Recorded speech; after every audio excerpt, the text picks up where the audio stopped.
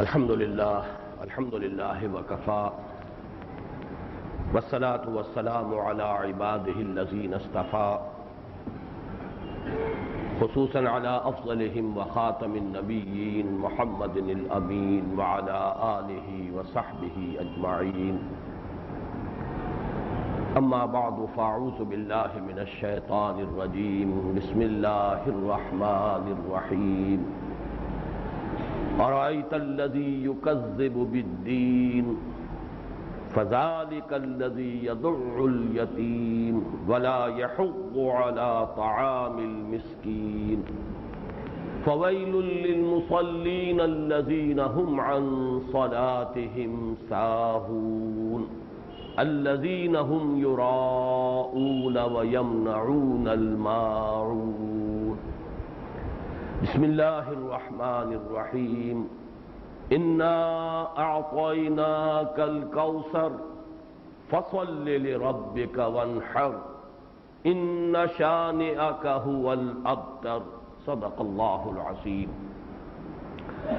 رب اشرح لی صدری ویسر لی امری واحلل عقدۃ من لسانی یفقهوا قولی اللهم ربنا الہمنا رشدنا واعذنا من شرور انفسنا اللهم ارنا الحق حقا وارزقنا اتباعه وارنا الباطل باطلا وارزقنا اجتنابه اللهم ارحمنا بالقرآن العظيم واجعله لنا اماما ونورا وهدى ورحمة اللهم ذكرنا منه ما نسينا وعلمنا منه ما جهلنا وارزقنا تلاوته آناء الليل وآناء النهار واجعله لنا حجة يا رب العالمين آمین۔ ہمارا جو یہ سلسلہ درس آج کل چل رہا ہے، اس کے ضمن میں جو حضرات پابندی سے شرکت کر رہے ہیں ان کو معلوم ہے کہ سب سے زیادہ زور میں ان صورتوں کے مابین جو ربط ہے اس پر دے رہا ہوں۔ جہاں تک ان صورتوں کے ترجمے کا تعلق ہے، میں نہیں سمجھتا کہ کوئی بھی صاحب شعور مسلمان ان کے ترجموں کو نہ جانتا ہو۔ پھر خاص طور پر یہ 10 صورتیں جو ہیں جو سورۃ الفیل سے شروع ہو کر ختم ہوتی ہیں، پھر مصحف پر کے خاتمے پر جو سورۃ الناس ہے، یہ 10 صورتیں تو عام طور پر مغرب کی نماز میں پڑھی جانے والی صورتیں، یہ بہت مختصر صورتیں ہیں، اور تراویح میں بھی آپ نے دیکھا ہوگا جب ختم قرآن ہو چکا ہوتا ہے تو بقیہ دن جو ہیں وہ انہی 10 صورتوں کے حوالے سے 10 رکعتیں، پھر 10 صورتوں کے حوالے سے انہی سے دوہرا کر بقیہ 10 رکعتیں پوری کی جاتی ہیں۔ تو میں سمجھتا ہوں کہ جس شخص کا ذرا سا بھی دینی مزاج ہے اسے یہ 10 صورتیں تو یاد ہیں، اور ذرا سا بھی کوئی دینی ذوق بھی ہے تو ان کے ترجموں سے وہ واقف ہے۔ اصل شے جو ہے وہ یہ ہے کہ ان کا مصحف میں ربط کیا ہے۔ پہلی بات جو ہے آج کی ان 2 صورتوں کے بارے میں کہ قرآن حکیم کی اکثر و بیشتر صورتوں کے مابین جو نسبت زوجیت ہے یا بہنیں ہونے کا رشتہ ہے، یہ لفظ حدیث میں آیا ہے، اخوات۔ بعض صورتیں آپس میں بہنوں کا درجہ رکھتی ہیں، لیکن نسبت زوجیت یہ مولانا امین حسن اصلاحی صاحب کی اصطلاح ہے، اور یہ میں سمجھتا ہوں کہ صحیح ہے۔ زوجین کا تعلق یہی ہوتا ہے کہ 2 چیزیں جن کے مابین مشابہت بھی ہو اور ایک اعتبار سے وہ ایک دوسرے سے مختلف بھی ہوں، بئی طور کے دونوں مل کر کسی مقصد کو پورا کر سکیں۔ تو اکثر و بیشتر صورتیں جو جوڑوں کی شکل میں ہیں ان کا مفہوم یہی ہے کہ ایک تو مضمون جو ہے اس میں مناسبت بہت ہوتی ہے، پھر یہ کہ وہ کسی ایک خاص پہلو سے ایک ہی تصویر کے 2 رخ، جس کو کہ ہم محاورے میں کہتے ہیں ایک ہی تصویر کے 2 رخ، تو گویا کہ ایک رخ ایک صورت میں آ جاتا ہے، دوسرا رخ دوسری صورت میں آتا ہے۔ تو یہ جو 2 صورتیں ہیں یہ بھی اس نسبت زوجیت یا باہمی بہنیں ہونے کا جو تعلق ہے اس کے اعتبار سے بہت نمایاں ہے، اور ان میں جو اصل شے ہے کہ جو ان کو جوڑ رہی ہے وہ ایک تقابل ہے، موازنہ ہے، ایک تضاد کا مظاہرہ ہے کہ ایک طرف سیرت و کردار ہے سرداران قریش کی، یہ جو آغاز ہوا جیسا کہ میں عرض کر چکا ہوں، یہ آخری 10 صورتوں میں سے خاص طور پر 8 صورتیں یہ تو سیرت النبی سے متعلق ہے، اور چونکہ بالکل ابتدائی دور کا معاملہ ہے اسی پہلو سے وہ سیرت کا جو ابتدائی مرحلہ ہے، آپ کے جو مکی دور کے ابتدائی ایام ہیں، ان میں جو مسائل پیدا ہوئے کہ جیسے ہی حضور صلی اللہ علیہ وسلم نے دعوت شروع کی، اور دعوت میں ابتداءً اہم ترین نقطہ یہی تھا انذار آخرت، آگاہ ہو جاؤ، ایک دن آئے گا کہ تم سب دوبارہ اٹھائے جاؤ گے، زندہ کیے جاؤ گے، اور تمہارا حساب کتاب ہوگا جس کے نتیجے میں جزا و سزا ہوگی۔ واللہ لتموتن کما تنامون ثم لتبعثن کما تستيقظون ثم لتحسبن بما تعملون ثم لتجزون بالاحسان احسانا وبالسوء سوءا وانها لجنة ابدا او لنار ابدا۔ خدا کی قسم تم سب مر جاؤ گے جیسے روزانہ رات کو سو جاتے ہو، اور پھر اٹھا لیے جاؤ گے جیسے روزانہ صبح کو بیدار ہو جاتے ہو، پھر تمہارا حساب کتاب ہوگا لازماً، پھر تمہیں بدلہ ملے گا لازماً، بھلائیوں کا بھلا بدلہ، برائیوں کی بری سزا۔ اور وہ بھلا بدلہ کیا ہے؟ وہ جنت ہے ہمیشہ ہمیشہ کے لیے، اور بری سزا کیا ہے؟ جہنم ہے ہمیشہ ہمیشہ کے لیے۔ تو جب یہ دعوت شروع ہوئی تو ایک دم کھلبلی بچ گئی، ایک یوں سمجھیے کہ وہ بجلی کا کڑکا تھا یا صوت ہادی، عرب کی زمین جس نے ساری ہلا دی، تو مکے کی سرزمین تو فوراً ہل گئی، یہ کیا کہہ رہے ہیں محمد صلی اللہ علیہ وسلم۔ اور سب سے پہلے مخالفین نے اسی جزا و سزا کا انکار کیا۔ یہ نوٹ کر لیجئے کہ حضور کی دعوت میں توحید بھی تدریجاً بعد میں اس کے پہلو نمایاں ہونے شروع ہوئے۔ بنیادی اور ابتدائی نقطہ انذار آخرت کا ہے، جس سے وہ ہلچل مچی ہے۔ عما يتساءلون عن النبأ العظیم الذی هم فیہ مختلفون کلا سیعلمون ثم کلا سیعلمون۔ اور یہ میں عرض کر چکا ہوں کہ ان صورتوں سے پہلے جو 6 صورتیں ہیں سورۃ الزلزال سے لے کر سورۃ الہمزہ تک، ان پر یہ انذار اپنے منطقی انتہا کو بھی پہنچ چکا اور اختتام کو بھی پہنچ چکا۔ بقیہ یہ 10 صورتیں اصل میں سیرت کے مختلف پہلو ہیں۔ ان سیرت کے مختلف پہلوؤں میں جیسا کہ میں نے عرض کیا کہ جو ایک فضا پیدا ہو گئی مکے میں، ایک طرف مکذبین ہیں، جھٹلا رہے ہیں، نہیں ہے ہاتھ لما توعدون، انہونی بات ہے جو محمد کر رہے ہیں۔ اذا متنا وکنا ترابا، جب ہم مر جائیں گے مٹی ہو جائیں گے پھر اٹھا لیے جائیں گے۔ انا لمبعوثون اب آباؤنا الاولون، کیا ہمیں اٹھا لیا جائے گا اور ہمیں پچھلے آباء و اجداد کو جنہیں مرے کھپے ہوئے بھی سینکڑوں برس بیت گئے وہ بھی اٹھا لیے جائیں گے؟ انہونی بات ہے، ناممکن ہے۔ یہ تو صرف ایک ڈھونس یہ جما رہے ہیں، کوئی حقیقت اس کی نہیں۔ ایک طرف وہ تھے اور ایک طرف محمد الرسول اللہ صلی اللہ علیہ وسلم، اور جو بھی ابھی خال ایک دو کر کے جو آپ کے دامن میں آ رہے تھے، ابو بکر آ گئے، علی آ گئے، حضرت خدیجہ آ گئی، حضرت زید آ گئے، پھر عشرہ مبشرہ میں سے باقی آئے، جمع ہو گئے، پھر اور آ رہے ہیں۔ تو یہ ایک کشاکش ہے کہ جو اس سرزمین میں شروع ہو چکی تھی۔ اس میں ان دونوں صورتوں میں وہ جو ایک اصول ہے، عربی میں اس کو یوں بیان کیا جاتا ہے تعرف الاشیاء بازدادھا، اشیاء کی معرفت حاصل ہوتی ہے ان کے جو مخالف اور متضاد چیزیں ہیں ان کے حوالے سے۔ دن کی حقیقت زیادہ نکھر کر سامنے آتی ہے رات کے پس منظر میں۔ رات نہ ہوتی دن ہی دن ہوتا تو اس کی حقیقت شاید ہم پر واضح نہ ہوتی، لیکن تضاد سے وضاحت ہوتی ہے۔ تعرف الاشیاء بازدادھا، رات کی بھی حقیقت دن کے پس منظر میں نمایاں ہوتی ہے۔ تو ایک تضاد ہے کردار کا، ایک ہے مرتبہ محمدی صلی اللہ علیہ وسلم، اس پر سورہ کوثر، انا اعطیناک الکوثر فصل لربک وانحر ان شانئک هو الابتر، آپ کا دشمن ہی ہے کہ جو ناکام اور خاسر اور نامراد ہوگا۔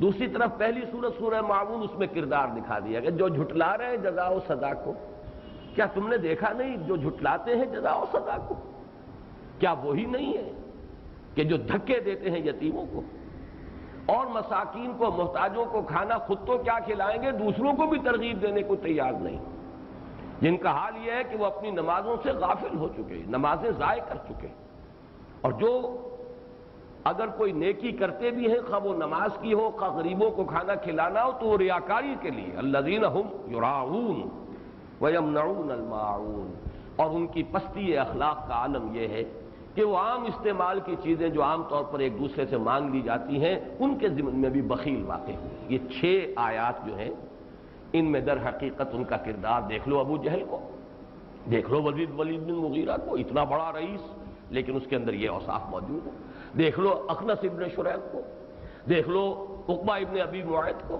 یہ ہے تمہارے سامنے کردار۔ اب اس کے حوالے سے اب دیکھو محمد کو صلی اللہ علیہ وسلم، انک لعلی خلق عظیم، ان کے خلق عظیم کے تم خود گواہ ہو، ان کو الصادق الامین کا خطاب تم نے خود دیا ہے۔ تو در حقیقت ان دو صورتوں میں اصلاً جو ہے حضور کی فضیلت اور آپ کا مقام اور مرتبہ وہ بیان کرنا ہے جو سورۃ الکوثر میں آیا، لیکن پس منظر اس کے لیے تضاد کا پس منظر فراہم کیا گیا، جو رؤوسائے قریش تھے، سرداران قریش تھے، ان کی سیرت، ان کے کردار، ان کی دنات، ان کی جو پستی ہے اس کے حوالے سے۔ اب ان دونوں کے مابین جو نسبت زوجیت کا ایک دوسرا تقاضا ہے، مشابہت کیا ہے، وہ بھی 3 پوائنٹ نوٹ کر لیجیے۔ سورۃ الکوثر میں فرمایا محمد کے لیے صلی اللہ علیہ وسلم کوثر ہے، خیر کثیر، اور ان کے لیے ویل ہے، تباہی ہے، ہلاکت ہے، بربادی ہے، ان کا انجام وہ ہوگا۔ پھر یہ کہ حضور کو حکم دیا جا رہا ہے فصل لربک، اور ان کا حال یہ ہے کہ الذین هم عن صلاتهم ساہون الذین هم یراؤون، یہ اگر کوئی نماز کے نام سے کوئی شے جو ہے کوئی ٹکریں مارتے بھی ہیں تو صرف ریاکاری کے لیے، حقیقت میں تو نماز کو ضائع ہی کر چکے ہیں۔ یہ تقابل ہو رہا ہے، کنٹراسٹ ہے۔ حضور کو حکم دیا جا رہا ہے ونحر، اور نحر کا اصل میں پس منظر کیا ہے، غریبوں کو کھانا کھلانا۔ یہ ذہن میں رکھیے کہ اہل مکہ اور آس پاس کے لوگوں کا جو ہمارے ہاں کا اسٹیپل فوڈ کا تصور ہے کہ وہ گیہوں ہو، چاول ہو، ان کے ہاں اصل فوڈ گوشت تھا۔ گوشت کھلانا، زیادہ سے زیادہ اونٹ ذبح کرنا، یہ ان کے ہاں گویا کہ جس کو آپ کہیں گے کہ یہ ان کے ہاں یہ ہے کہ جو فیاضی کی سب سے بڑی علامت تھی، اونٹ ذبح کرو، گوشت تقسیم کرو، ونحر۔ اور ان کا حال کیا ہے، لا یحض علی طعام المسکین، وہ مساکین کو کھانا کھلائیں، خود تو کیا کھلائیں، دوسروں کو بھی کہنے کے لیے تیار نہیں۔ تو یہ تقابل آ گیا 3 اعتبارات سے، اور دونوں کو جوڑنے والی شے یہ کہ یہ کنٹراسٹ ہے کہ جس میں محمد الرسول اللہ صلی اللہ علیہ وسلم کا مقام و مرتبہ نمایاں ہو رہا ہے۔ اب ذرا نوٹ کیجئے کہ سابقہ 2 صورتوں کا جو جوڑا تھا ان سے ان کا کیا ربط ہے۔ سورۃ الفیل، سورۃ القریش، اس میں در حقیقت یہ یوں سمجھیے کہ پہلی صورت میں خانہ کعبہ کی عظمت بیان ہوئی، یہ ہمارا وہ گھر ہے جس کو ہم نے معجزانہ طریق پر بچایا، تمہاری اپنی یادداشت ہی کا دور ہے وہ۔ حضور کا یوم پیدائش 50 دن پہلے جو ہے، حضور 50 دن بعد حضور پیدا ہوئے ہیں اس واقعہ فیل کے، تو گویا کہ بہت سے لوگ ایسے موجود تھے کہ جو چشمدید گواہ تھے۔ کتنا بڑا طوفان آیا تھا، 60,000 کا لشکر، یعنی اس زمانے کے حساب سے ان امیجینیبل ہے۔ حضور صلی اللہ علیہ وسلم کے زمانے میں سب سے بڑا لشکر جو کفار کا جمع ہوا تھا مسلمانوں کے سرکوبی کے لیے، وہ 12,000 کا لشکر تھا غزوہ خندق میں، جس میں سب کے سب آ گئے تھے، جنوب سے بھی، شمال سے بھی، مشرق سے بھی، تمام قبائل کی قوت، یہود بھی آ گئے، سب آ گئے، اور وہ 12,000۔ تصور کیجئے اس سے 5 گنا لشکر 60,000، جس میں ہاتھی جیسی شے بھی موجود، جو اکثر و بیشتر تو اس علاقے کے لوگوں نے دیکھی نہیں ہوگی، یہ کیا بلا چلی آ رہی ہے، یہ کوئی شرمن ٹینک ہے یا کیا مصیبت ہے، اس کے مقابلے کا کوئی تصور کیا کر سکتا ہے۔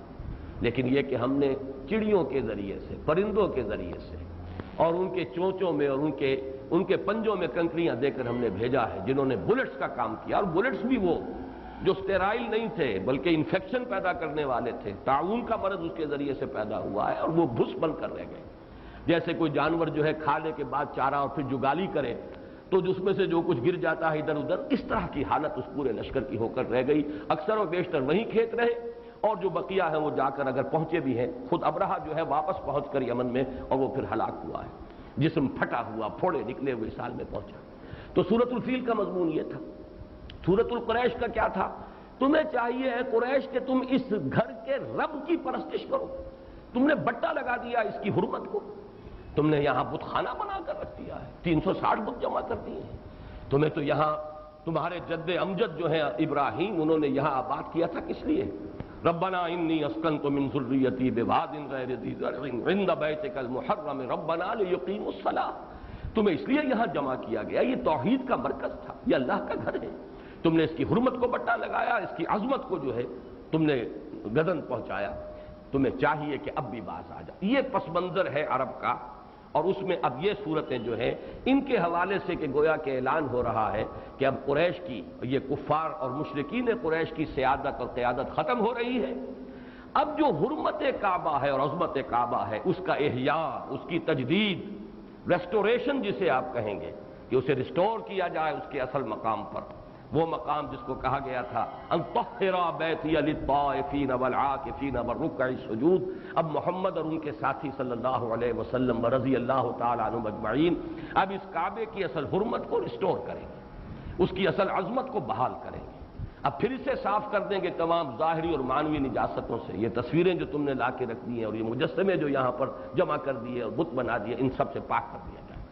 تو گویا کہ یہ دو صورتیں اور وہ دو صورتیں بھی آپس میں مربوط ہو گئیں۔ وہ پس منظر ہے قریش کا تاریخی، عظمت خانہ کعبہ کی، قریش کی گمراہی، شرک کا جو انہوں نے نظام اختیار کیا۔ اس میں پہلی صورت میں پھر قریش کی دنات اور پستی جو ان کے کردار میں در آئی، اور پھر یہ کہ اب اس عظمت کعبہ کی احیاء اور تجدید کا کام محمد الرسول اللہ صلی اللہ علیہ وسلم کے ذریعے سے ہوگا، اس لیے کہ اب اس کی تولیت تم سے چھین کر ان کو دے دی گئی۔ محمد اور اس کے امتی صلی اللہ علیہ وسلم وہ اب ہمیشہ کے لیے متولی ہوں گے اس گھر کے۔ یہ ان چار سوروں کے درمیان باہمی ربط جو ہے وہ قائم ہوا۔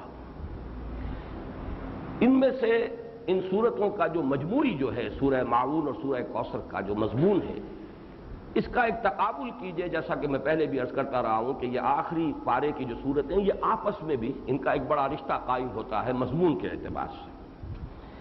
اس میں ایک تو سورہ نون یا سورہ قلم جو 29ویں پارے کی دوسری صورت ہے، اس میں جو مضامین آئے ہیں گویا کہ یہ دو صورتیں انہی مضامین کی وضاحت کر رہی ہیں۔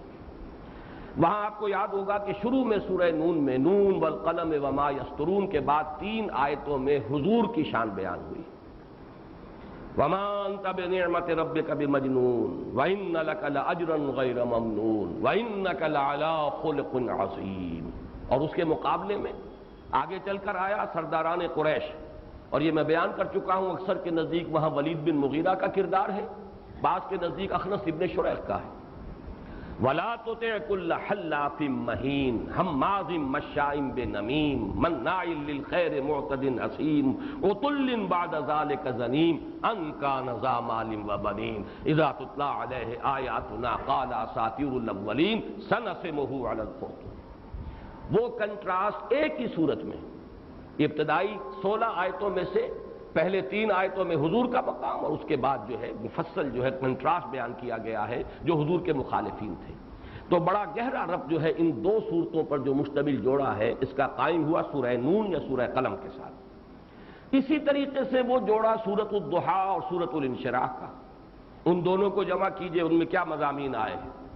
حضور کے لیے نوید وَلَلْآخِرَةُ خَيْرٌ لَكَ مِنَ الْأُولَىٰ وَلَسَوْفَ يُعْطِيكَ رَبُّكَ فَتَرْضَىٰ، اور وَرَفَعْنَا لَكَ ذِكْرَكَ، اور یہاں آیا إِنَّا أَعْطَيْنَاكَ الْكَوْثَرَ۔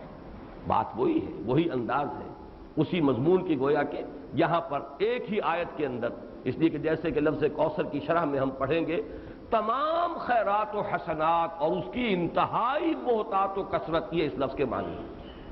اس اعتبار سے گویا کہ جو بیان ہوا ہے سورۃ الضحیٰ میں اور سورۃ الانشراح میں کہ آپ کا آنے والا لمحہ ہر لمحہ پہلے لمحے سے بہتر ہوگا، آپ کا ذکر ہم نے بلند کر دیا ہے، اور آپ کو ہم وہ کچھ دیں گے کہ آپ راضی ہو جائیں گے۔ وَلَسَوْفَ يُعْطِيكَ رَبُّكَ فَتَرْضَىٰ، یہاں ایک ہی آیت میں إِنَّا أَعْطَيْنَاكَ الْكَوْثَرَ، ہم نے کل خیر تمام حسنات انتہائی کثرت اور بہتات کے ساتھ آپ کو عطا کر دی۔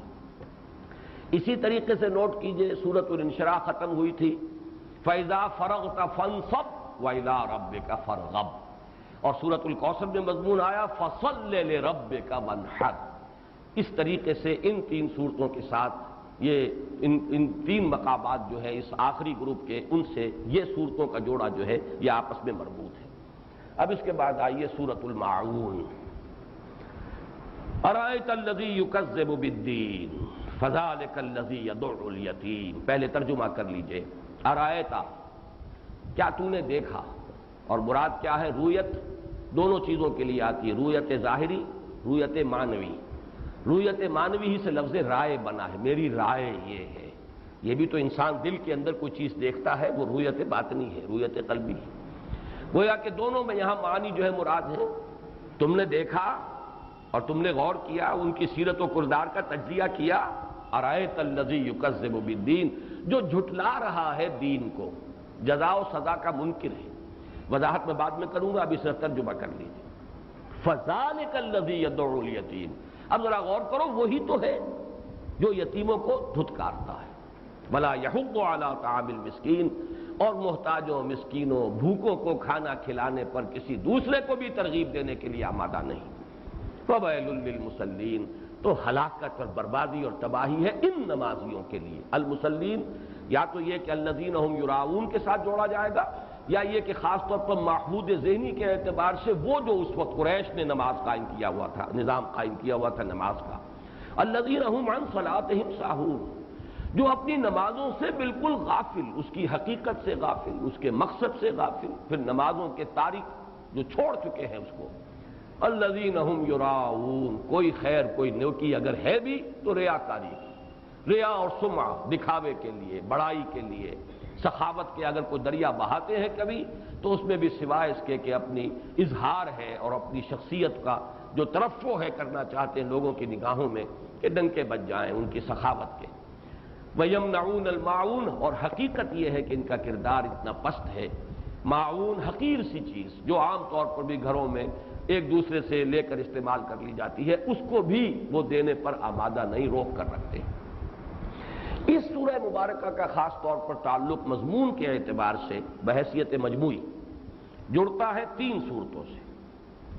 سورۃ العلق کی 3 آیات آپ کو یاد ہوگا، میں نے عرض کیا تھا آیت نمبر 6، 7 اور 8. ایمان بالآخرت کے موضوع پر جہاں تک فلسفے کا تعلق ہے وہ 3 آیتیں بہت اہم ہیں، بڑی بنیادی ہیں، بہت جامع ہیں. کلا ان الانسان لیطغی، کوئی نہیں، یہ واقعہ ہے، حقیقت ہے، انسان سرکشی پر، تعدی پر، ظلم پر آمادہ ہو ہی جاتا ہے. کیوں ہو جاتا ہے؟ الراہ استغنا، دیکھتا ہے اپنے تئیں آزاد، کوئی پکڑ نہیں. میں نے جھوٹ بولا، زبان پر چھالا بھی نہیں پڑا، کچھ بھی نہیں ہوا، جھوٹ بول دیا میں نے جھوٹا حلف اٹھا لیا، کچھ نہیں ہوا، نہ میرا ہاتھ ٹوٹا، نہ میرے پہ کوئی اور شامت آئی. حرام کھایا میں نے، خوب کھایا، رچ گیا، پچ گیا، جسم کا جز بن گیا، دنیا میں عزت ہو گئی. میں نے یتیم کا مال تک ہڑپ کر لیا، میرے پیٹ میں کوئی تکلیف تک نہیں ہوئی. یہ ہے استغنا، کہ اس دنیا میں جو مورل لا ہے، اخلاقی قانون، وہ نافذ نہیں ہے. اس کے تو نتائج نکلیں گے آخرت میں. اگر کوئی نکلتا بھی ہے تو بہت جزوی، محدود سا نتیجہ نکل آتا ہے. ٹھیک ہے، بہت کوئی بدکاری ہو رہی ہے، سفلس ہو جائے گی یا کچھ اور گنوریا ہو جائے گا، لیکن یہ بھی سب کو نہیں، پھر اس کا بھی علاج ہو جائے گا، اس کے بھی پھر بڑے جو ہے پیشگی اہتمام بھی ہو جائیں گے، اور بچاؤ کے ٹیکے بھی اور بچاؤ کا سامان ہو جائے گا. اصل جو سزا ہے وہ تو وہاں ملنی ہے. دارالجزا وہ ہے، یہ دارالامتحان ہے. تو دارالامتحان میں تو پھر آزادی ملتی ہے. تو جب انسان اپنے آپ کو آزاد دیکھتا ہے تو سرکش ہو جاتا ہے. اس کا علاج کیا ہوگا؟ ان الی ربک الرجعی، یقیناً تیرے رب کی طرف لوٹنا ہے. یہ یقین اگر دل میں قائم ہو جائے تو گویا کہ سیلف سینسر ہو جائے گا انسان کے اپنے باطن میں، یہ کرنا چاہیے، یہ نہیں کرنا چاہیے. جواب دہی کرنی ہے، رب کے حضور میں جانا ہے، کھڑے ہونا ہے. اما من خاف مقام ربہ ونہى النفس عن الہوى، پھر تو آدمی اپنی خواہش نفس کی لگام جو ہے وہ کھینچ کر رکھے گا. یہ فلسفہ 3 آیتوں میں ایمان بالآخرت کے لیے جو عقلی استدلال ہے. اسی کو دیکھیے کہ اس سورہ مبارکہ میں ایک ریورس آرڈر میں وہی بات آ رہی ہے. جو بھی آخرت کا منکر ہے اس کے اندر اخلاق کی پستی لازماً آ کر رہے گی. کوئی خیر اور نیکی ہوگی، ریاکاری کی ہوگی، دکھاوے کے لیے ہوگی، اس لیے کہ آخرت پر تو ایمان نہیں، اللہ کی رضا کے لیے تو کر نہیں رہا، اخروی ثواب کے لیے تو نہیں کر رہا. کوئی نہ کوئی اس کا ذاتی یا تو منفعت ہے، یا تو وہ خیر نہیں ہے، خیرات نہیں ہے، انویسٹمنٹ ہے، الیکشن لڑنا ہے، اس لیے اب غریبوں میں پیسے تقسیم ہو رہے ہیں. تو سب جانتے ہیں کہ یہ در حقیقت اس وقت کی خیرات جو ہے وہ تو اس کی ایک انویسٹمنٹ ہے، یہ کوئی خیرات تو نہیں. یا یہ ہے کہ کوئی شہرت حاصل کرنی ہے، فاؤنڈیشنز قائم کر کے سرکار دربار میں رسائی حاصل کرنی ہے، بڑے بڑے چندے دے کر وہ عہدے لینے ہیں، خطابات لینے ہیں. ورنہ یہ کہ پستی جو ہے کردار کی وہ لازمی اور منطقی نتیجہ ہے اگر انسان آخرت کا انکار کرے گا. یہ مضمون گویا کہ وہی سورہ علق والا مضمون ہے. پھر سورہ مطففین کے ساتھ اس کا ربط قائم ہوتا ہے. وہاں بھی یہی بات ہے، وہاں بھی اخلاق کی پستی کی ایک بڑی ہی حقیر سی مثال دی گئی. ویل للمطففین الذین اذا اکتالوا علی الناس یستوفون واذا کالوہم او وزنوہم یخسرون. ہلاکت ہے، بربادی ہے ان کمی کرنے والوں کے لیے جو ناپ تول میں کمی کرتے ہیں، ڈنڈی مارتے ہیں۔ اور تف کہتے ہیں طا فا فا، بڑی حقیر شے کو۔ ڈنڈی مار کے آدمی نے کتنا نفع حاصل کر لینا ہے، شیر کی بجائے 15 چٹان تول دے گا، بہت ہی حقیر۔ لیکن ایمان بیچ دیا اس نے، ظاہر کر دیا اس نے کہ اس کو ایمان نہیں ہے، نہ اسے یقین ہے کہ کوئی دیکھنے والی آنکھ ہے جو دیکھ رہی ہے، خریدار نے تو نہیں دیکھا، اللہ تو دیکھ رہا ہے۔ اسی طریقے سے اسے یقین نہیں ہے کہ آخرت میں حاضر ہونا، جواب دہی کرنی ہے۔ اسی لیے فرمایا ویل للمطففین الذین اذا اکتالوا علی الناس یستوفون واذا کالوہم ووزنوہم یخسرون الا یظن اولئک انہم مبعوثون لیوم عظیم یوم یقوم الناس لرب العالمین۔ یہ سب کچھ اسی لیے ہو رہا ہے کہ اسے یہ گمان نہیں ہے، یقین نہیں ہے کہ اسے اٹھایا جائے گا اس بڑے دن، جس دن کہ اسے اپنے رب کے حضور میں مواخذے اور محاسبے کے لیے کھڑے ہونا ہو۔ تو وہاں ترتیب کیا تھی؟ اخلاقی دناعت کا ذکر پہلے، اور تشخیص کر دی گئی کہ اس کا سبب کیا ہے؟ آخرت کا انکار۔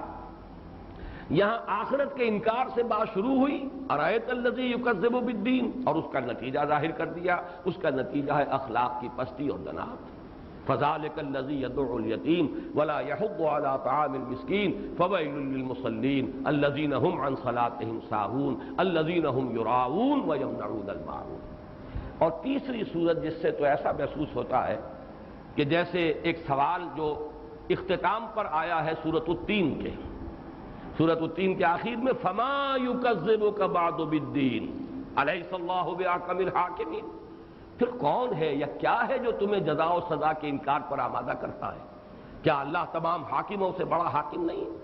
یہ جو سوال ہے جس پر ختم ہوئی سورۃ التین، گویا کہ اس کا جواب ارایت الذی یکذب بالدین، دیکھا تم نے جو جزا و سزا کا انکار کرتے ہیں، ذرا ان کے کردار کا مشاہدہ کر لو، ان کی شخصیتیں خود بول رہی ہیں، کتنی بودی شخصیتوں کی یہ لوگ حامل ہیں۔ تو ان تین صورتوں کے ساتھ ان کا ایک خصوصی ربط ہوا۔ اب آئیے اس میں جو چند الفاظ آئے ہیں ان پر ہم ذرا تفصیل سے غور کریں۔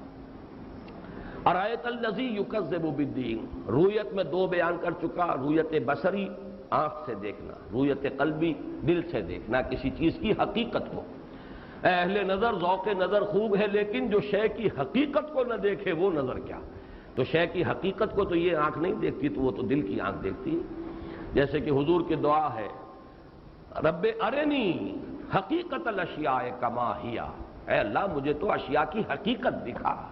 ظاہر تو سبھی دیکھ رہے ہیں، کتا بلی بھی دیکھ رہا ہے، ظاہر جو ہے وہ تو سب کے سامنے ہے، یہ ہاتھی چلا آ رہا ہے، یہ بکری ہے، یہ کار چلی آ رہی ہے، یہ ٹانگا ہے، یہ تو کتے بلی نے بھی دیکھ لیا، مجھے تو حقائق دکھا۔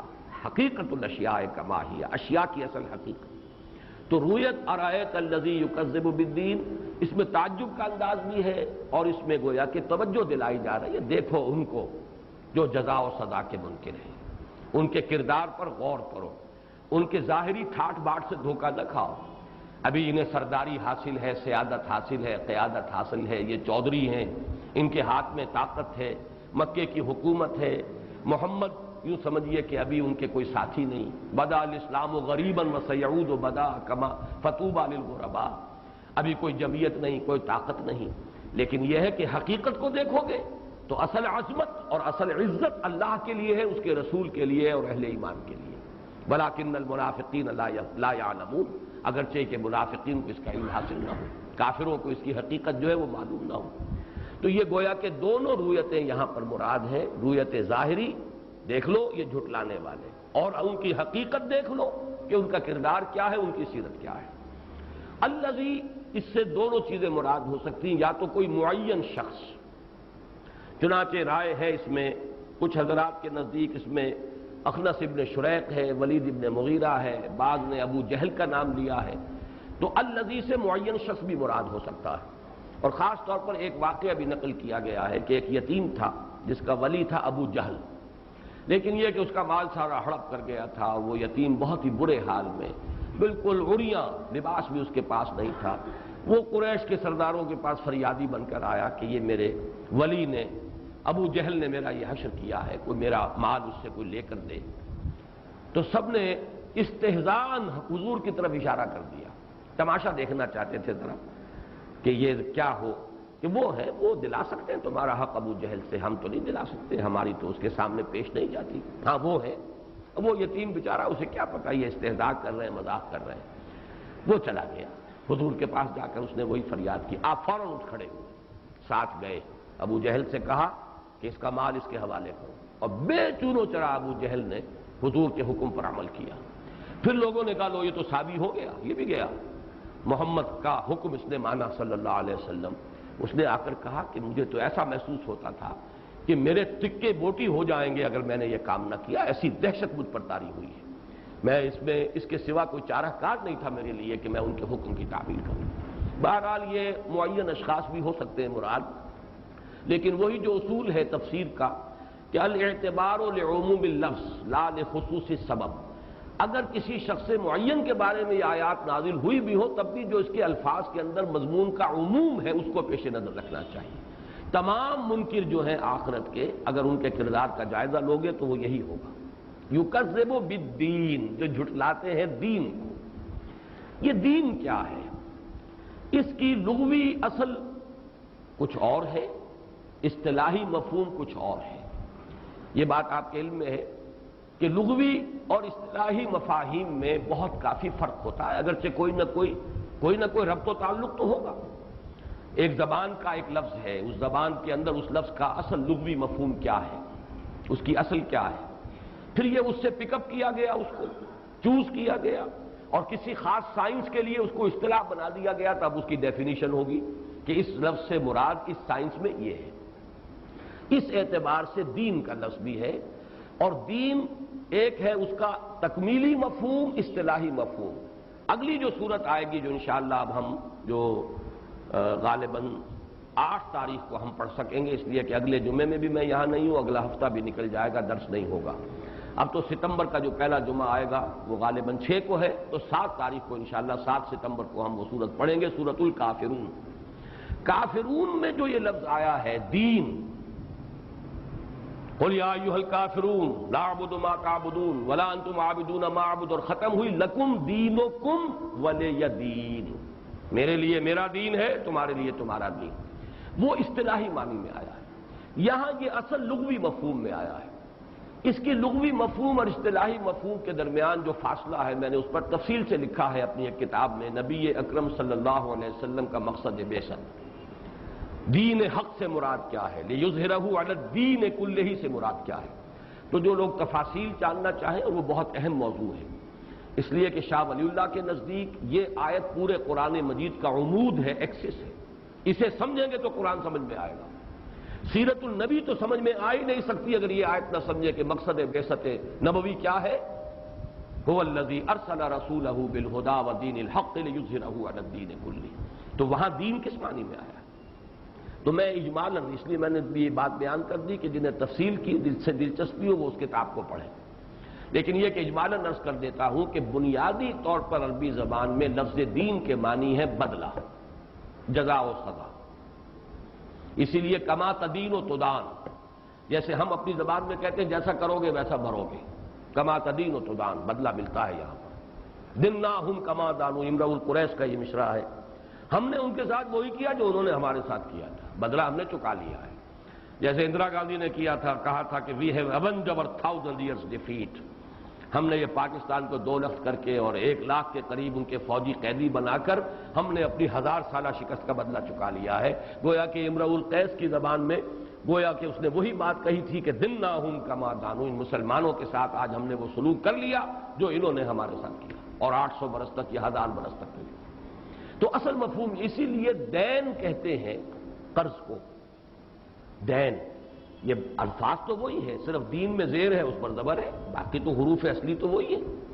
قرض وہ شے ہے جو واپس آنی ہوتی ہے، اگر آپ نے ہدیہ کیا ہے وہ واپس نہیں آئے گا، ہبہ کیا ہے وہ واپس نہیں آئے گا۔ الراجع فی ہبتہ کالراجع فی قیہ، حضور نے فرمایا کوئی شخص اپنا ہبہ کیا ہوا مال واپس لینے والا اگر کوئی ہے ایسا دنی الطبع، تو وہ ایسے ہے جیسے اپنی وہ الٹی کو، قے کو چاٹ رہا ہو۔ آپ نے دے دیا تو دے دیا، واپس کیا لینا؟ ہبہ واپس نہیں آئے گا، عطیہ واپس نہیں آئے گا، صدقہ واپس نہیں آئے گا، تحفہ آپ دیں گے، ہدیہ دیں گے، واپس نہیں آئے گا۔ دین اسے کہتے ہیں جو واپس آئے۔ تو یہ مفہوم جان لیجئے کہ دین کا اصل لغوی مفہوم یہ ہے۔ یہاں سے آگے بڑھ کر یہ قانون کے معنی میں استعمال ہوتا ہے۔ یہاں سے آگے بڑھ کر اس لیے کہ قانون کے تحت جزا و سزا ہوتی ہے، بدلہ ملتا ہے کسی قانون کے تحت، لہذا قانون جو ہے وہ گویا کہ لفظ کے ساتھ تعلق جڑتا چلا جائے گا، جزا و سزا کسی قانون سے ہوگی تو قانون کے معنی میں آیا۔ پھر قانون کسی نظام کے تحت ہوتا ہے، پھر یہ نظام کے معنی میں آیا، نظام حق، نظام اللہ، دین اللہ، وَيَدْخُلُونَ النَّاسَ وَرَأَيْتَ النَّاسَ يَدْخُلُونَ فِي دِینِ اللَّهِ أَفْوَاجًا، اللہ کا دین۔ تو اگلی دو صورتوں میں یہ دین اس معنی میں آ رہا ہے، اللہ کا دین، اللہ کا نظام، وہ پورا نظام زندگی جو اللہ تعالیٰ کی حاکمیت کے اصول پر قائم ہے، وہ دین اللہ ہے۔ جیسے سورہ یوسف میں فرمایا دین الملک، ما کان لیأخذ اخاہ فی دین الملک، حضرت یوسف علیہ السلام جو ہے مصر میں بادشاہ نہیں تھے، بادشاہ تو وہ تھا جس نے خواب دیکھا تھا، جس کی تعبیر حضرت یوسف نے بتائی تو اس نے بلایا اور انہیں بڑی ذمہ داری سونپ دی۔ آپ کہہ سکتے ہیں وزیر داخلہ بنا دیا، یا وزیر خوراک بنا دیا، یا وزیر زراعت بنا دیا، یا چلیے وزیر اعظم بنا دیا، کچھ بھی کہہ دیں، بادشاہ تو نہیں بنایا نا، بادشاہ تو وہی تھا خواب دیکھنے والا، اور اس کا ایک نظام تھا، اس نظام کے اندر ایک بڑے عہدے پر حضرت یوسف فائز ہوئے، ان کو یہ اختیار نہیں تھا کہ نظام کو بدل دے۔ ما کان لیأخذ اخاہ فی دین الملک کذالک کدنا لیوسف، وہ اپنے بھائی کو روکنا چاہتے تھے، بنیامین کو روک نہیں سکتے تھے اس نظام کے تحت کہ جو بادشاہ کا نظام وہاں قائم تھا، ہم نے اس کے لیے خصوصی تدبیر کر دی۔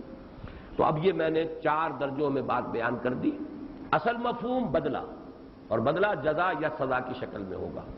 اسی معنی میں یہ سورہ فاتحہ کی جو تیسری آیت ہے اس میں آئے مالک یوم الدین، جزا و سزا کے دن کا مالک، بدلے کے دن کا مختار مطلق، اسی معنی میں یہ لفظ یہاں آیا ہے ارأیت الذی یکذب بالدین۔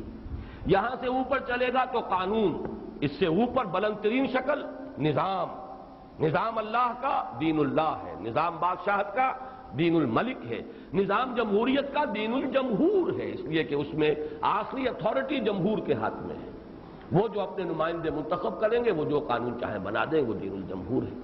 تو یہ جو اگلی صورتوں میں یہ لفظ آئے گا وہ دین اس معنی میں لکم دینکم ولی دین، ارأیت، اس کے بعد جو یہ اذا جاء نصر اللہ والفتح ورأیت الناس یدخلون فی دین اللہ افواجا، لیکن اس سورہ مبارکہ میں یہ لغوی اور بنیادی مفہوم ارأیت الذی یکذب بالدین، کیا تم نے غور کیا اس شخص کے حال پر جو اس جزا و سزا کا انکاری ہے؟ فذلک الذی یدعو الیتیم، دع کہتے ہیں دھکا دینا، دھتکار دینا۔ اب یہ فزیکل بھی ہو سکتا ہے، اگر وہ یتیم پہلے گیا ہوگا ابو جہل کے ہاں تو اس نے دھکے دے کر وہاں سے نکال دیا ہوگا، دفع ہو جاؤ یہاں سے، تمہارا کوئی حق میرے پاس نہیں ہے۔ یہ بھی ہو سکتا ہے کہ اگر یتیم کسی گھر میں پرورش پا رہا ہے، چلیے اسے کھانا وانا تو دے رہے ہیں لیکن اپنی اولاد جیسا تو نہیں کھلائیں گے، گھر کے سارے جو کام ہیں بھاری وہ اس یتیم کے ذمہ ڈال دیں گے، پھر بھی سمجھیں گے کہ بڑا خیر ہم کر رہے ہیں کہ یتیم کو پال رہے ہیں، وہ بھی ایک طرح سے یتیم کو دھکے دینا ہے۔ تو اما الیتیمہ، وہ جو آیا تھا سورۃ الضحیٰ بھی ختم ہوا تھا، اما السائل فلا تنہر فاما الیتیم فلا تقہر، یتیم کے اوپر کوئی زیادتی نہ ہو، یتیم کے اوپر غلبہ اور تسلط اختیار نہ کر لیا جائے، یتیم کو جو ہے دبایا نہ جائے۔ تو مال ہضم کر لینا، دھکے دے دینا، نکال دینا یا رکھنا اپنے گھر میں تو اکرام کے ساتھ اور عزت کے ساتھ نہ رکھنا بلکہ توہین اور تذلیل کے ساتھ رکھنا، یہ سب اس میں شامل ہو گئے۔ فَذَلِكَ الَّذِي يَدُعُّ الْيَتِيمَ وَلَا يَحُضُّ عَلَىٰ طَعَامِ الْمِسْكِينِ، اور مسکین، محتاج، غریب، بھوکے کو کھانا کھلانے پر بھی کسی کی ترغیب دینے کو تیار نہیں۔ یہاں پہ ذرا نوٹ کر لیجئے، فقہ اللغہ کا ایک عنوان بارہا درسوں میں آیا ہے۔ عربی زبان میں بڑی خوبصورتی ہے کہ بہت سے الفاظ ہیں جن کے حروف اصلی اگر ایک دوسرے کے قریب اور مشابہ ہوتے ہیں تو ان کا مفہوم بھی بہت قریب ہوتا ہے۔ حث یحث، ہا سا سا، یہ بھی ہوتا ہے کسی کو کسی پر آمادہ کرنا، کسی کام پر اس کو اس کے لیے آمادہ کرنا۔ وہی حث یحث، حض یحض، یہ اب ضاد آ گیا، وہاں تھا ہے، یہاں ضاد ہے، پہلا حرف وہ یہ ہا، ضاد ضاد، حض یحض، یہ ذرا اور گہرے انداز میں پورے شد و مد کے ساتھ کسی کو کسی کام پر آمادہ کرنا۔ یہی تعلق ہے تحریص اور تحریض۔ تحریص ہے کسی کو کسی کام کے لیے حرص دلانا، بھائی اچھا کام ہے کرو تم، اس کو آمادہ کرنا، اور تحریض ہے ابھارنا پوری قوت کے ساتھ۔ حرض المومنین علی القتال، اے نبی اہل ایمان کو خوب ابھاریے، جوش دلائیے، جنگ کے لیے انہیں آمادہ کیجیے۔ تو تحریض، اور صرف ایک صاد کے اوپر نقطہ لگ گیا، ضاد ہو گیا تحریض، تو وہ ایک مفہوم کے اندر اس کے وسعت اور شد و مد کی کیفیت پیدا ہو گئی۔ وہی ہے حث یحث حض یحض ولا یحض علی طعام المسکین، اور یہ پہلے بھی آ چکا ہے، یہ سورۃ الفجر میں بھی اس کا تذکرہ آیا ہے۔ یہ گویا کہ ان کے ہاں مساکین کو کھانا کھلانا خیر کا کام تھا۔ بخل بری بات ہے، آدمی اپنی تجوری کے دروازے بند رکھے، یہ بہت بری بات ہے۔ اپنا مال دوسروں کے لیے خرچ کرے، فاما من اعطى واتقى وصدق بالحسنى فسنيسره لليسرى واما من بخل واستغنى وكذب بالحسنى فسنيسره للعسرى۔ بنیادی بس جو ہے وہ یہی ہے، اعطاء ہے یا بخل ہے، سخاوت ہے یا بخل ہے۔ یہی ہے کہ یہاں سے دو راستے جدا ہو گئے۔ سخاوت ہے تو فسنيسره لليسرى کی طرف جا رہے ہیں، بخل ہے تو فسنيسره للعسرى کی طرف جا رہے ہیں۔ اور اس میں گویا کہ ایک نفسیاتی بات بھی آ گئی، خود تو کیا کھانا کھلائیں گے، دوسروں کو بھی کہنے کو تیار نہیں۔ یہ بات سمجھ میں آتی ہے؟ اگر آپ کسی سے کہیں گے، وہ پلٹ کر آپ سے کہے گا تم مجھ سے زیادہ دولت مند ہو، تم کیوں نہیں کھلاتے؟ تو اس سے بہتر یہ جینٹل مین ایگریمنٹ جو ہے وہ یہی ہونا چاہیے، شریفانہ معاہدہ، نہ میں تمہیں کہتا ہوں نہ تم مجھے کہو۔ یہ گویا کہ ولا یحض علی طعام المسکین میں بجائے اس کے کہ وہ کھانا نہیں کھلاتے، بلکہ یہ کہ انہوں نے کہا وہ کھلانے پر کسی کو آمادہ بھی نہیں کرتے، گویا کہ اسی اندیشے سے کہ کہیں پلٹ کر اس سے نہ کہہ دیا جائے کہ تم کھلاؤ۔ فویل للمصلین، ویل کے لفظ پر بہت مرتبہ گفتگو ہو چکی ہے۔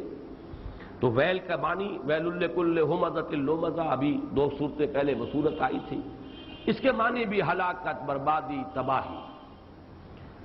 وے لکا، وے یہ ہے کلمہ کسی پر حسرت اور افسوس، اور لکا تیرے لیے، حسرت ہے تیرے لیے، تو یہ کاف اس میں سے نکل گیا، لفظ بن گیا ویل، ویل لکل ہمزۃ لمزہ، ویل للمصلین۔ تو اس کا اگرچہ بعض روایات میں آیا ہے کہ جہنم کی شدید ترین عذاب کی جو وادی ہے اس کا نام ویل ہے، جس سے جہنم خود پناہ مانگتی ہے، تو یہ بھی مراد ہو سکتا ہے۔ اور لغوی مفہوم کیا ہے؟ ہلاکت، بربادی، افسوس، تباہی ہے۔ فویل للمصلین، نمازیوں کے لیے۔ لیکن ظاہر بات ہے یہاں جوڑنا پڑے گا، اس کو یہاں پر رک جائیں گے تو یہ مفہوم جو ہے یہ خاصا تشویشناک بن جائے گا۔ نمازیوں کے لیے کیسے ہو جائے گا؟ فرمایا الذین هم عن صلاتهم ساہون، وہ نمازی، ان نمازیوں کے لیے ویل ہے، ہلاکت ہے، بربادی ہے، تباہی ہے، یا جہنم کی وہ وادی ہے کہ جس سے خود جہنم پناہ مانگتی ہے، کہ جو اپنی نمازوں سے غافل ہے۔ اب یہ ان دو آیتوں میں صلاۃ کا لفظ آیا، مصلی صلاۃ سے ہے، اس میں فاعل، پھر آ گیا صلاتہم، ان کی نماز۔ اس صلاۃ کے معنی میں سمجھ لیجئے اس کا ایک لغوی مفہوم ہے، اس کے اندر کسی کی طرف متوجہ ہونا، عنایت، توجہ، صلاۃ۔ مناجات کے لیے بھی یہ لفظ آتا ہے، سرگوشی کرنا۔ تاپنے کے لیے بھی آتا ہے، فَسَيَصْلَىٰ سَعِيرًا، صلاح یصلہ کا مفہوم جو ہے آگ تاپنا، یہ ہے اس کے لغوی مفہوم۔ اصطلاحی مفہوم کیا ہے؟ اللہ کی طرف انابت، توجہ، اللہ سے ہم کلام ہونا۔ الصلاۃ عماد الدین، الصلاۃ معراج المومنین، اہل ایمان کے لیے معراج کے درجے کی شے ہے۔ اور صلاۃ کے ذریعے سے روح کے اندر گرمی پیدا ہوتی ہے، وہ روح جو ٹھٹری ہوئی ہے، جو سوئی ہوئی ہے، دبی ہوئی ہے، اللہ کے ساتھ رشتہ جڑے گا انسان کا تو اس روح کے اندر اثر نو، حرارت اور حیات تازہ پیدا ہو جائے گی۔ اب اس کے لیے نماز اور نماز کا نظام، یہ جو نماز کا نظام قائم ہوا ہے وہ ہر شریعت میں، ہر جو بھی اس سے پہلے نظام آتا رہا ہے انبیاء کے ذریعے سے، اس کی شکلیں مختلف ہو سکتی ہیں، لیکن ہر آسمانی شریعت کا جزو لازم رہا ہے نماز۔ یہاں در حقیقت جو مراد ہے اس سے وہ اصطلاحی جو ہماری نماز ہے وہ مراد نہیں ہے، اس لیے کہ ابھی تو وہ نماز تو قریش کے نزدیک تو نہ معروف تھی، نہ وہ اس کے پڑھنے والے تھے، نہ اس کے وہ ماننے والے تھے۔ وہ کس نماز سے غافل ہو چکے تھے؟ وہ در حقیقت وہ نظام تھا جو حضرت ابراہیم اور ان کے صاحبزادے خاص طور پر حضرت اسماعیل علیہ السلام نے قائم کیا۔ اب اس کی تفصیل کیا وہ ہمیں معلوم نہیں، اس لیے کہ یہ لفظ تو اس آیت میں بھی موجود ہے، حضرت ابراہیم کی جو ابھی دعا میں نے آپ کو سنائی، ربنا انی اسکنت من ذریتی بواد غیر ذی زرع عند بیتک المحرم ربنا لیقیموا الصلاۃ، میں نے اپنی نسل کی ایک شاخ کو آباد کیا ہے تیرے اس گھر کے پاس، حالانکہ یہ وادی غیر ذی زرع ہے، اس میں کچھ پیدا نہیں ہوتا، کوئی خوراک نہیں، کوئی غلہ نہیں، کوئی سبزہ نہیں، لیکن تیرا گھر ہے، میں نے اپنی اولاد کی ایک شاخ کو یہاں آباد کر دیا تاکہ نماز قائم کرے۔ تو یہ نماز کوئی نہ کوئی تو تھی، اگرچہ وہ نماز اس طرح کی نہیں تھی جیسی کہ نماز ہمیں عطا ہوئی ہے محمد الرسول اللہ صلی اللہ علیہ وسلم کے ذریعے کہ صلو کما رأیتمونی اصلی، نماز پڑھا کرو جیسے مجھے دیکھتے ہو کہ میں نماز پڑھتا ہوں، یہ نظام جدا ہے۔ اس کے بعد حضرت سورہ مریم میں حضرت اسماعیل کے لیے آیا ہے وَكَانَ يَأْمُرُ أَهْلَهُ بِالصَّلَاةِ وَالزَّكَاةِ وَكَانَ عِندَ رَبِّهِ مَرْضِيًّا، وہ اپنے گھر والوں کو، اپنی آل اولاد کو، اپنے اہل و عیال کو نماز اور زکوٰۃ کا حکم دیتے تھے۔ تو معلوم یہ ہوا کہ یہ آل ابراہیم جو ہے ان کے اندر نماز کا نظام، اور چونکہ حضرت ابراہیم کے فرزند اکبر ہیں، فرزند کلاں ہیں حضرت اسماعیل، تو انہوں نے نماز قائم کی۔ لیکن یہ کہ زمانہ جب گزرا وہ نماز تو جاتی رہی، اس کی جگہ کوئی ریچول رہ گئے ہوں گے، کوئی انہوں نے کیا شکلیں اس کی بدلی، کیا حلیہ بگاڑا، اس کے لیے بھی سورہ انفال کی آیت نمبر 35 میں ایک آیت ہمیں ملتی ہے وَمَا كَانَ صَلَاتُهُمْ عِندَ الْبَيْتِ إِلَّا مُكَاءً وَتَصْدِيَةً، اب ان کی نماز رہ گئی ہے اللہ کے اس گھر کے پاس سیٹیاں بجانا، تالیاں بجانا، پتہ نہیں کچھ پڑھتے ہوں گے اور سیٹیاں بجاتے ہوں گے اور تالیاں بجاتے ہوں گے، اور وہ جو طواف کرتے ہوں گے، اور ان کا یہاں تک بھی معاملہ ہو گیا کہ مادر ذات برہنہ ہو کر طواف کرنا تو گویا کہ بہت ہی بڑی نیکی ہے، بڑا پہنچا ہوا ہے شخص، یہ تو اس کے تو پہنچے ہوئے ہونے میں شک ہی نہیں، مادر ذات برہنہ ہو کر یہ طواف کر رہا ہے۔ تو جو حلیے انہوں نے بگاڑے تھے، اب وہ تالیاں پیٹنا اور سیٹیاں بجانا یہ رہ گیا ہے، باقی وہ اصل نماز کی روح جو ہے یہ غطربود کر چکی۔ تو یہاں جو مراد ہے سورۃ الماعون میں وہ نماز مراد ہے جو اصلاً قائم کی ابراہیم نے علیہ الصلوۃ والسلام، پھر اس کے لیے مزید حکم دیا، اس کی اور توثیق کی حضرت اسماعیل نے علیہ الصلوۃ والسلام۔ لیکن امتداد زمانہ یوں سمجھیے کہ کم و بیش 2000 اور 2500 بیت چکے تھے سال اس وقت، 2500 اور 3000 کے درمیان جب حضرت محمد صلی اللہ علیہ وسلم کی بعثت ہوئی ہے، تو ابراہیم اور اسماعیل کا زمانہ اور حضور صلی اللہ علیہ وسلم کا زمانہ 2500-3000 سال کا فصل ہے، اور اس میں جو بھی انہوں نے نماز تو غائب کی، اضاعوا الصلاۃ واتبعوا الشہوات، یہ بھی سورہ مریم میں آیا ہے، نماز تو انہوں نے ضائع کر دی اور خواہشات کی اور شہوات کی پیروی شروع کر دی، جس کا کہ نقشہ میں نے سورہ انفال کی آیت نمبر 35 کے حوالے سے آپ کو سنا دیا کہ وَمَا كَانَ صَلَاتُهُمْ عِندَ الْبَيْتِ إِلَّا مُكَاءً وَتَصْدِيَةً، کچھ سیٹیاں بجاتے ہیں، کچھ گانے گاتے ہوں گے، کچھ ترنم کے ساتھ پڑھتے ہوں گے، کچھ وہ اس میں تالیاں بھی بجاتے ہوں گے، وہ نماز ہے جو مراد ہے یہاں فَوَيْلٌ لِّلْمُصَلِّينَ، ہلاکت، بربادی اور تباہی ہے ان نمازیوں کے لیے، اس لیے میں نے ترجمے بھی ان کا لفظ ایڈ کیا تھا جو کہ اپنی نماز سے غافل ہو چکے۔ اب یہاں نوٹ کیجئے سہو فی الصلاۃ اور سہو عن الصلاۃ، ان دونوں میں زمین و آسمان کا فرق ہے۔ نماز میں سہو تو ہم سے بھی ہو جاتا ہے، کہیں 2 رکعت کے بعد جو ہے آپ قعدے کے لیے نہیں بیٹھے اور کھڑے ہو گئے، ہو گیا سہو، حالانکہ بیٹھنا چاہیے تھا تحیات کے لیے، اور اس قسم کا سہو خود حضور صلی اللہ علیہ وسلم کو بھی لاحق ہوا ہے۔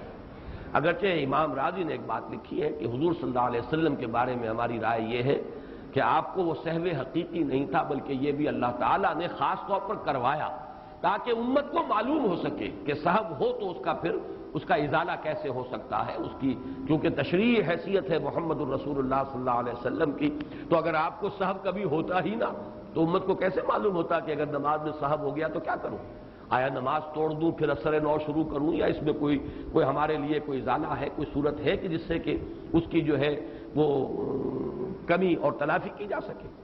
تو سہو فی الصلاۃ وہ ہے، لیکن سہو عن الصلاۃ تو بالکل اس کے مقصد سے غافل، اس کا نظام انہوں نے غطربود کر دیا، اس کی اصل مقصد جو ہے اس کو ختم کر دیا، یہ ہے سہو عن الصلاۃ۔ اس میں البتہ طبعاً ہمارے بھی وہ لوگ ضرور آ جائیں گے جو تارک الصلاۃ ہیں، جنہیں ہوش ہی نہیں نماز کسے کہتے ہیں، جنہیں پتہ ہی نہیں چلتا عصر کا وقت کب آتا ہے کب گیا، مغرب کا وقت کب ہوا کب ختم ہوا، فجر کا وقت کب ہوا ہے، جن کا پورا جو نظام الاوقات ہے اس میں نماز کا کوئی مقام سرے سے ہے ہی نہیں، تو وہ تو عن الصلاۃ تو غافل ہے وہ تو۔ الذین هم عن صلاتهم غافلون میں وہ لوگ لازماً آ جائیں گے. لیکن سہو فی الصلاۃ، نماز آپ پڑھ رہے ہیں لیکن وہاں کہیں بھول ہو گئی، وہ بالکل مختلف شے ہوگی. لیکن غافل ہو جانا، مطلقاً تارک ہو جانا، یا پڑھنا تو گنڈے ڈال پڑھنا، اس کی کوئی التزام نہ کرنا، اس کی پابندی نہ کرنا، یا وقت گزار کر پڑھنا، بالکل آخری وقت میں. ایسے ایک حدیث میں الفاظ آئے ہیں کہ وہ شخص جو آخری وقت تک انتظار کرتا ہے، یعنی عصر کی نماز پڑھنے میں، یہاں تک کہ جب سورج غروب ہونے لگتا ہے اور شیطان کے دو سینگوں کے مابین آ جاتا ہے، تب وہ ٹھونگے مار لیتا ہے. جیسے کہ مرغا جو ہے وہ ٹھونگ مارتا ہے جب وہ کوئی دانہ چگتا ہے، تو ایسے اس کا سجدہ ہوتا ہے، ٹھونگے مار کر اور نماز پڑھ لیتا ہے. یہ نماز حقیقت میں نماز نہیں. جیسے کہ ایسے ہی شخص کو ایک حضور نے دیکھا تھا، تو دیکھا اس نے جس طریقے سے سجدہ نہیں صحیح کیا، تعدیل ارکان نہیں تھی، تو آپ نے فرمایا صلی فإنک لم تصلی، جاؤ نماز پڑھو، تم نے نماز نہیں پڑھی. اس غریب کو پتہ نہیں تھا، ایسی نماز کہیں سیکھی ہوگی، کوئی بدوی اعرابی ہوگا. وہ پھر آیا، اس نے پھر ویسی نماز پڑھ دی. حضور نے پھر دیکھا، پھر فرمایا صلی فإنک لم تصلی، یہ نماز نہیں پڑھی تم نے، جاؤ نماز پڑھو. تیسری مرتبہ پھر یہی ہوا. پھر اس نے آخر ہاتھ جوڑ دیے کہ حضور مجھے بتائیں کیسے نماز پڑھوں. تب آپ نے وضاحت کی کہ یہ ہے ہر رکن کو صحیح صحیح ادا کرو، سکون کے ساتھ، وقار کے ساتھ. سجدے میں جاؤ تو جب تک تمہاری کمر سیدھی نہ ہو جائے یا پرسکون نہ ہو جاؤ، اٹھنا نہیں ہے. بیٹھنا ہے تو پھر کمر سیدھی ہو جائے، بالکل سکون کی کیفیت آ جائے، پھر جو ہے دوسرا سجدہ ہوگا. اسی طرح رکوع کا معاملہ ہے، رکوع سے اٹھنے کا معاملہ ہے. بہرحال وہ ہے ہماری نماز کا معاملہ. لیکن یہاں جیسا کہ میں نے عرض کر دیا، پس منظر میں یہ قریش کی نماز ہے جو حلیہ انہوں نے بگاڑا ہے. فویل للمصلین الذین هم عن صلاتهم ساہون الذین هم یراؤون، وہ لوگ کہ جو ریاکاری کرتے ہیں. اب یہ جو لفظ ہے یہاں پر، یہ بھی دونوں مفہوم دے سکتا ہے. ایک تو یہ کہ اس سے ہٹا دیجئے، پچھلی آیت سے منقطع کر دیجئے، تو ریاکاری ہر کام میں ہو سکتی ہے. اور ریاکاری جو ہے ہر خیر کو ختم کر دینے والی شے، بدنیتی. جیسے کہ زیرو سے بڑی رقم ضرب کھائے گی، زیرو ہو جائے گی. ریاکاری وہ زیرو ہے کہ بڑا سا بڑا نیکی کا عمل زیرو ہو جاتا ہے، اس کی کوئی حیثیت نہیں رہتی میزان کے اندر. اسی لیے تو سورۃ العادیات میں جو آیا تھا فصل ما فی الصدور، اعمال تو دکھا دیے جائیں گے، وہ تو سورہ زلزال میں آ گیا. فمن یعمل مثقال ذرۃ خیرا یرہ ومن یعمل مثقال ذرۃ شرا یرہ.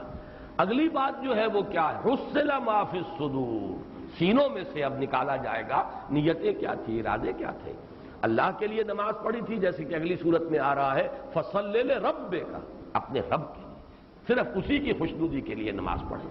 یہاں جو ہے الذین هم یراؤون، تو یہ ریاکاری ہر عمل میں ہو سکتی ہے. جیسے ایک حدیث جو ہے بڑی لرزا دینے والی ہے، من صلی یرائی فقد اشرکا ومن صام یرائی فقد اشرکا ومن تصدق یرائی فقد اشرکا. جس نے دکھاوے کے لیے نماز پڑھی وہ شرک کر چکا، شرک کیا اس نے. جس نے صدقہ و خیرات کیا دکھاوے کے لیے، ریاکاری کے لیے، وہ شرک کر چکا. جس نے روزہ رکھا ریاکاری کے طور پر، وہ شرک کر چکا. اور ایک حدیث میں آتا ہے، حضور نے فرمایا کہ شرک خفی جو ہے، یہ ریاکاری، اس کو پہچاننا اتنا مشکل ہے، آپ دوسرے کی تو پہچان سکتے ہی نہیں، اپنے اندر بھی جھانک کر اس کو پہچاننا اتنا مشکل ہے جتنا تمثیل آپ نے دی ہے آخری جو ہو سکتی ہے. سیاہ اندھیری رات میں کسی سیاہ پتھر پر چھوٹی سی سیاہ چیونٹی چل رہی ہو تو جتنا اس کو دیکھنا محال ہے، اتنا ہی ریاکاری کی پہچان مشکل ہے. یہ تو کھودتے رہیے اپنے اندر، درو بینی کرتے رہیے، جائزہ لیتے رہیے، مراقبہ کرتے رہیے، اپنے اعمال کا تجزیہ کرتے رہیے، تو شاید فلعل شعشعۃ تلمع لک، جو یہ ابن سینا کی روایت ہے. تو بہرحال میں اس کی طرف نہیں جانا چاہتا، وہ ایک نئی بحث شروع ہو جائے گی. تو ریاکاری یہاں پہ مطلقاً بھی ہو سکتی ہے.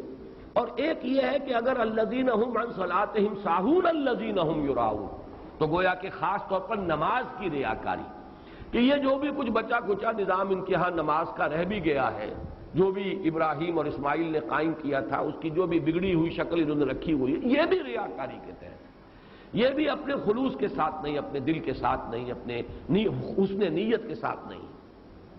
اسی حوالے سے اگرچہ مراد اور یہاں پر اصل مخاطب تو وہ نہیں ہے، لیکن یہ کہ مضمون کے اعتبار سے نوٹ کر لیجئے کہ منافقین کے بارے میں بھی قرآن مجید میں یہ بات بار بار کہی گئی کہ یہ نماز کے لیے کھڑے ہوتے ہیں تو بڑے کسل کے ساتھ، اور کوئی دلی آمادگی نہیں، طبیعت میں کوئی انشراح نہیں ہوتا ان کے، مجبوری کو مارے باندھے کو اب کیا کریں، مسلمانوں میں شامل رہنا ہے تو نماز پڑھنی پڑے گی، اور یہ ریاکاری کرتے ہیں، نماز پڑھتے ہیں دکھاوے کے لیے، یہ منافقین کی بات ہے۔ چنانچہ سورہ نساء میں فرمایا وَإِذَا قَامُوا إِلَى الصَّلَاةِ قَامُوا كُسَالَىٰ يُرَاءُونَ النَّاسَ وَلَا يَذْكُرُونَ اللَّهَ إِلَّا قَلِيلًا، یہ نماز کے لیے کھڑے ہوتے ہیں تو بڑے کسل مندی کے ساتھ اور صرف لوگوں کو دکھاوے کے لیے، اور اس میں کوئی ذکر اللہ کا انہیں حاصل نہیں ہوتا، قلیل، کہیں توجہ ہو ہی نہیں سکتی جب اس طور کی نماز پڑھی جا رہی ہے۔ اور سورہ نساء میں جو ہے، سورہ توبہ میں آیت نمبر 54 میں اس کو مزید واضح کیا گیا، سورہ نساء کی آیت نمبر 143 تھی، 42 تھی، سورہ توبہ کی آیت نمبر 54 وَلَا يَأْتُونَ الصَّلَاةَ إِلَّا وَهُمْ كُسَالَىٰ وَلَا يُنْفِقُونَ إِلَّا وَهُمْ كَارِهُونَ، یہ نماز کے لیے نہیں کھڑے ہوتے مگر بڑے کسل کے ساتھ، اور خرچ نہیں کرتے مگر مجبوراً، اب کیا کریں، تاوان ہے، چٹی ہے، دینی ہے، جب مسلمان کہلوانا ہے تو زکوٰۃ دینی پڑے گی۔ یہ ہے منافقین کی شان، یہ ان کی کیفیت ہے۔ اسی سے تعلق جوڑ لیجئے، ویل کا لفظ میں نے عرض کیا، جہنم کی ایک ایسی وادی کا نام بھی ویل ہے جس سے خود جہنم پناہ مانگتی ہے۔ چنانچہ سورہ نساء میں یہی بات منافقین کے بارے میں فرمائی گئی کہ ان المنافقین فی الدرک الاسفل من النار، آگ کے سب سے نچلے طبقے میں یہ منافق ہوں۔ تو گویا کہ وہ مطابقت ویل کی اس حدیث کے ساتھ، اس حدیث کی اس آیہ قرآنی کے ساتھ قائم ہو گئی۔ وَيَمْنَعُونَ الْمَاعُونَ، منع کرنا کہتے ہیں روکنے کو، ایک تو منع ہے کسی کام سے منع کرنا، یہ مت کرو، ایک ہے کسی شے کو روک لینا۔ اذا مسہ الشر جزوعا واذا مسہ الخیر منوعا، جب انہیں دولت مل جاتی ہے تو اب اس کو روک روک کر رکھتے ہیں، کسی اور تک اس کا کوئی فیض نہ پہنچ جائے۔